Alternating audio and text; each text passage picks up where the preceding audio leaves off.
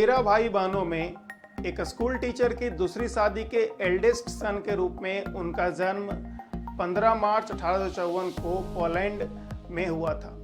चूंकि परिवार उनको यूनिवर्सिटी भेजने में सक्षम नहीं था, इसलिए उन्होंने अपना नामांकन बर्लिन जर्मनी में एक प्रसिद्ध आर्मी स्कूल के मेडिकल कॉलेज में करवाया।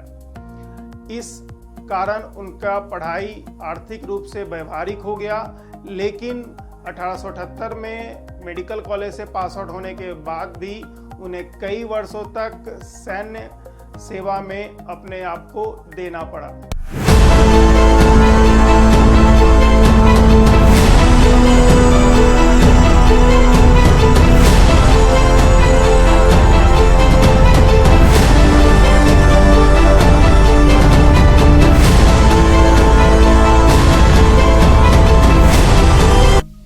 मैं हूं ऋषि कुमार और A to Z साइंस के चिकित्सा नोबेल प्राइज के इस वीडियो में 1901 में दिए गए चिकित्सा नोबेल प्राइज के बारे में जानेंगे। इस ईयर एमिल एडोल्फ बेयरिंग को चिकित्सा नोबेल प्राइज मिला, जिसके बारे में मैंने आपको बताया।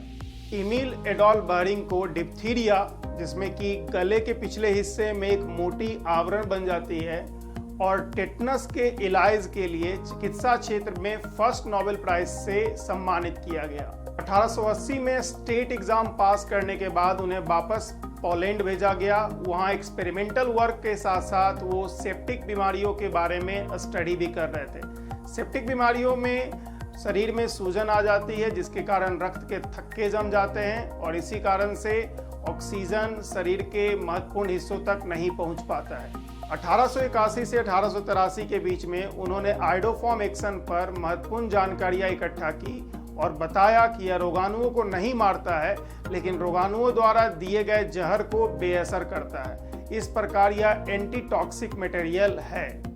सैन्य स्वास्थ्य से संबंधित गवर्निंग बॉडी मेनली महामारी की रोकथाम और मुकाबला करने में रुचि रखते थे, जिसके कारण उन्होंने बेयरिंग को एक्सपेरिमेंटल मेथड से आगे प्रशिक्षण के लिए मशहूर फार्माकोलॉजिस्ट सी बिंज के पास भेजा। 1888 में उन्हें बर्लिन वापस आने का आदेश दिया गया, जिसके बाद वो अपनी इच्छा अनुसार रॉबर्ट कॉच के इंस्टीट्यूट ऑफ हाइजीन में सहायक के पद पे काम किया। 1888 से 1894 तक वो वहीं रहे और बहुत सारे मशहूर वैज्ञानिकों के साथ काम किया। 1894 में बेयरिंग हाले जर्मनी में हाइजीन के प्रोफेसर बन गए और उसके बाद उनका ट्रांसफर मार्बर्ग में हो गया। बेयरिंग ने यह पता लगाने की कोशिश की कि क्या जीवित जीव का एक कीटाणु शोधन प्राप्त किया जा सकता है अगर उस जीव को कीटाणुनाशकों की रोकथाम के लिए जरूरी मेडिसिन इंजेक्ट किया गया हो। सभी प्रयोगों के ऊपर डिप्थीरिया और टेटनस का प्रयोग किया गया था और उन्होंने इन दोनों बीमारियों के इलाज के लिए एक नई चिकित्सा पद्धति विकास करने में नेतृत्व प्रदान किया। 1898 में बेयरिंग ने यह पाया कि डिप्थीरिया की प्रतिरक्षा को डिप्थीरिया के जानवरों से प्राप्त किया जा सकता है, जो डिप्थीरिया टॉक्सिक को बेअसर कर देता है। बेयरिंग ने 1913 में अपने इस तरह के मिक्सचर के उत्पादन की घोषणा की, जिसके परिणाम स्वरूप डिप्थीरिया मानव जाति से मोटे तौर पे गायब हो गया। इस महान खोज की पुष्टि जल्द हो गई और अन्य लोगों के द्वारा भी सफलतापूर्वक इसका उपयोग किया गया।